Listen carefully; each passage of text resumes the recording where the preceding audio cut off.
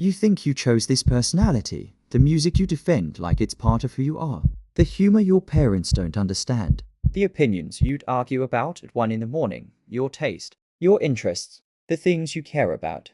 They feel like choices. But how much of them did you actually choose? Because somewhere along the way, something else entered the process, quietly, one scroll at a time. And if that idea makes you uncomfortable, good, because the question isn't whether the algorithm knows what you like, it's whether, after enough time, it can influence what you become. Here's where dopamine comes in. People usually describe dopamine as the brain's pleasure chemical. That's not really the whole story. Dopamine is deeply involved in motivation, learning, and the anticipation of rewards. And anticipation matters. Think about the moment. Before you refresh your feed, you don't know what's coming next. Maybe it's boring. Maybe it's something you've already seen. Or maybe it's exactly the thing that makes you stop scrolling. That's what keeps your thumb moving, not knowing. It's the same basic principle that makes unpredictable rewards so powerful. You pull the lever because the next one might be worth it. Except now the lever is in your hand all day, and over time, something strange can happen. Ordinary moments start feeling slower. Waiting for someone feels harder. Standing in line feels harder. Sitting alone with nothing happening feels almost unnatural. So you reach for your phone, sometimes before you've even realized you're bored. And that's the part worth paying attention to, because boredom used to be empty space. Now, for a lot of us, that empty space feels like something that needs to be fixed immediately. But attention isn't the darkest part of this. Identity is. There's an old idea in psychology and sociology called the looking glass. Self, the basic idea is simple. Part of who you become is shaped by the way you imagine other people see you. For most of human history, that mirror was relatively small. Your family, your friends, your community, people who actually knew you.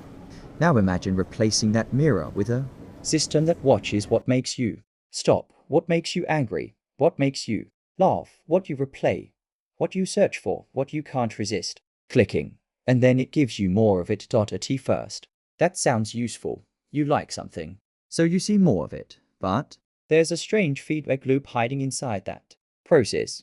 You watch something because you're interested in it.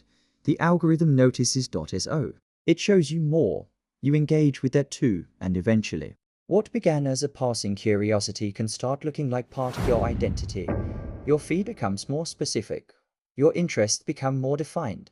And without noticing it, you can end up living inside a version of yourself that keeps being reflected back at you. That's what makes this uncomfortable. The algorithm doesn't need to invent a completely different person. It only needs to keep reinforcing certain pieces of you until those pieces feel like the whole thing. And then one day, your feed changes, a trend disappears, a community moves on.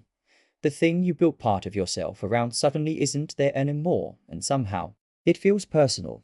Maybe because you didn't just lose content, you lost a mirror.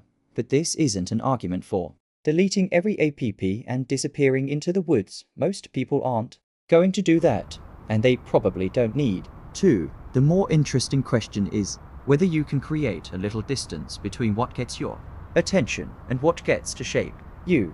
Start with something painfully simple. Be bored on purpose. Sit somewhere for 5 minutes without reaching for anything. No podcast.no, music.no, scrolling. Just notice what happens. You'll probably feel the urge to grab your phone. Don't judge it, just notice it. And when that urge appears, wait, even for a few seconds, because there is a tiny gap between wanting stimulation and automatically reaching for it. And that gap matters. That's where choice can happen. Maybe that's what we're actually losing. Not attention, not dopamine, not even boredom.